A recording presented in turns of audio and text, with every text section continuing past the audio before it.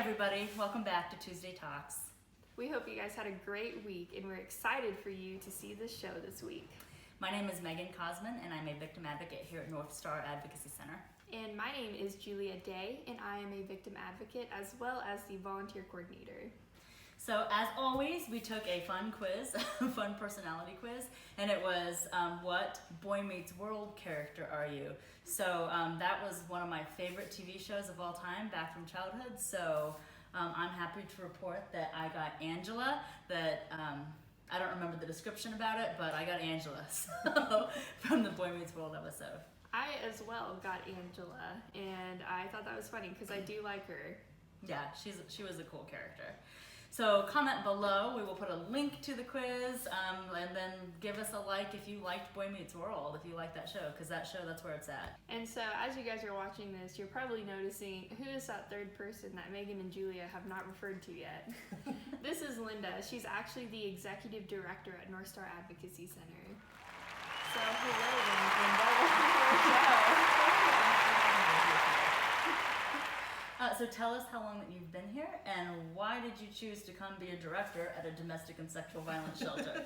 Okay, well in November I will have been here 4 years, so I've been here almost 4 years. I have a background in education and I've always liked helping people, and so when I left education, I'd been a principal for 9 years. I was looking for some other field where I could help people, and I knew that we had a domestic violence shelter in town. There was an ad for executive director. And I applied, and ever since then, I have loved being here. So people know about our services, but they don't always know how we're funded. So can you talk about that and our funding? Sure. So like you said, I'm an executive director, so I'm not an advocate. So I deal with the money and the grants and all those kinds of things. So we are mainly funded by 2 grants, the VOCA grant and the DVSS grant. So DVSS stands for Domestic Violence Shelters and Services, and VOCA stands for Victim of Crime Act. And so those 2 grants fund most of our basic needs here. They fund most of the salaries, and they do cover the basic things like electricity and all the basic things we need just to keep a shelter going. And the really cool thing about the VOCA grant is that all that money comes from fines and fees from criminals. It doesn't come from tax dollars. So when somebody has to pay court fees or fines, it goes into this fund, and all that money has to go back to victims of some crimes. And so we qualify for that. And so that's where, like I said, 90 to 95% of our funding comes from that. And so when people donate to us, almost all of that money goes directly to victims and their expenses and their needs that we serve when we're here. So along with receiving grant funds, there are a lot of requirements. One of the big ones is confidentiality. So I'm sure people know that we have confidentiality rules, but those funds that we receive are really strictly hinged to confidentiality. So if we break confidentiality, we could lose that funding. And so that's governed by those grants. If somebody would report us as not keeping confidentiality, we could lose all that funding and basically would have to shut down. So the confidentiality is huge here. People can feel very confident in knowing that we can't talk to people. Even if we know people in the area, we can't talk about people who come here and that they're receiving services. So it's very, very strict. So that's very important. So can you describe to the viewers where if they were to donate monetarily, where some of those donations would go and how they're used? Okay, sure. So like I said, it goes to victims and their needs. So some of the things that I didn't realize when I first came here were some of the things they need, for example, are birth certificates. So if somebody comes to us, a lot of times they don't gather up all their belongings before they leave an abusive situation.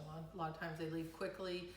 They're not thinking about things like birth certificates. So if they want to apply for income-based housing, they are required to have a birth certificate. So if it's a parent and 3 kids, you're talking $60 right there that this person probably doesn't have to get new birth certificates. So that's one of the things that we use donations for, is to pay for that.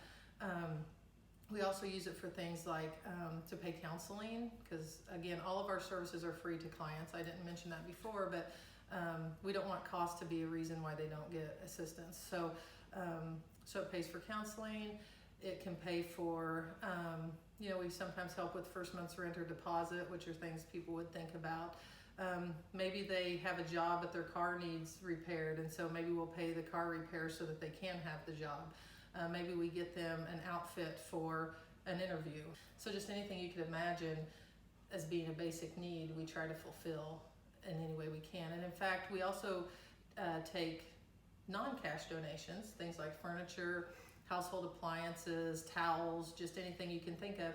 And in fact, over the last year, from July 1st of last year till June 30th of this year, we gave away over $17,000 worth of non-cash donation items, which is really cool. So when people need to start out in a new home, they need furniture, they need a mixer, they need pots and pans. So through donations from our generous community, we're able to give those clients everything that we can to get them started.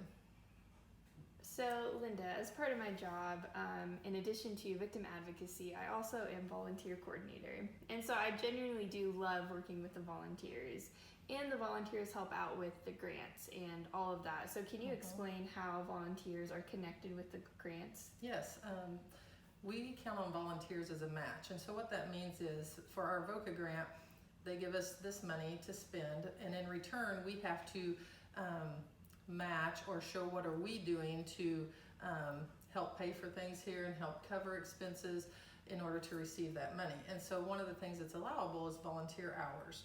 So every time a volunteer logs an hour here, we can claim that on the grant as a match, and that helps us to get more money through the grants. So Linda, what's the best part about being a director at North Star? I would say kind of a combination. The best part is helping people, and on top of that, what I love after being in education, there's there's a lot of bureaucracy, there's a lot of red tape, because in education you want to do what's best for kids and help kids, but there's just a lot of barriers to that. And so in this job, with the grant funding we have and the donations from our community, there isn't as much red tape. If somebody needs help, we can just help them. And I love that part of it too. So it's so simple to help people, and that just makes it so much more enjoyable. So that's really what I like. Cool. So Linda, since you being here for almost 4 years, there's been a lot of positive changes that you've made here. Do you want to talk about some of those changes? Well, one of the biggest changes I think we made was just in the physical layout of the shelter. When I came here, everything that we had was given to us by donation, which was great, and we're very grateful for that. And I'm not a very fancy person, so I felt like it was adequate, and it really was. And we're very grateful for that. But as time went on, I started to see that it wasn't real practical. The furniture was cloth, and so as people would come through here and they'd have kids, and kids would spill things or get sick, they'd get sick on the carpet or the furniture, and it was really, really hard to keep it sanitary.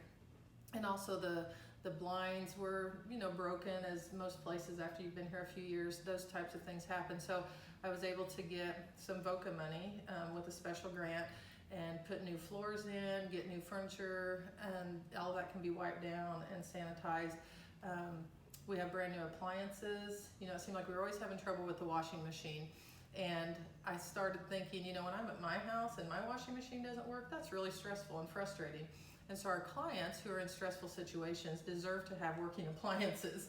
And so I was really happy to be able to do that for our clients and give them a nice, homey place that they can feel safe and comfortable, and that they matter. They deserve that. They deserve to have a nice place to be. So that's one of the changes that I made. Another thing is, when I came here, we were called Children and Family Center. And it didn't take me long to realize that we're often confused as daycare or as children's division, or people would try to hotline cases to us because our name was just confusing. And when we started out years ago, I think it did start out in order to help children, and it was kind of a combination of two groups with domestic violence and helping kids. So that was a great effort, but we've kind of evolved and changed as the years have gone on. And so while we do still help children, we really help adult victims who happen to have children sometimes. So after a lot of debate and a lot of talking, one of the staff members came up with the idea of North Star, and I just love that we have a name now that doesn't give us any connotation of something we don't do. And so it shows that we guide people, that we're here, they can always find us, and we guide them on their journey. So that's another one of the changes, and I'm really happy about that. And kind of the final change I've made since I've been here is I've really made the expenses for direct victim expenses bigger. I've made that budget item bigger, and we actually do spend a lot more on victims and helping them. We just don't want anything financial to be a burden to them and to be a reason for them to stay in a relationship that's not healthy. So I'm really proud to be able to give more money directly to clients, because we just want to do everything we can for them financially to get them in a better situation. Yeah, and as we've said in past episodes about just some of the dynamics of domestic violence, is that a lot of barriers are there as to why people do not leave. So one of them could be someone doesn't have a bank account, or they don't have money to, just leave and take their kids to an apartment or a new house, or they don't even have money for transportation, a bus ticket, and all these are legitimate barriers that can cause people without a support system to stay in abusive situations. So we, as advocates, and Linda's the director, it's our job to help remove as many barriers as we can. Well, I think that's about all that we have time for today for this episode of Tuesday Talks. So this completes season 1 of Tuesday Talks. So thank you all for joining us throughout this season. We hope that you've enjoyed all of our guests on here. All of them have been awesome. They've been fun, and we plan to come back in 2 or 3 weeks. Probably 3 weeks for season 2 of Tuesday Talks. So we're going to have more discussions with you guys, more speakers on the show, but we will be taking about a 3-week break. So again, thank you for tuning in today, and for the whole season of season 1, go back and rewatch those videos, and we'll see you guys in a few weeks. Thank you.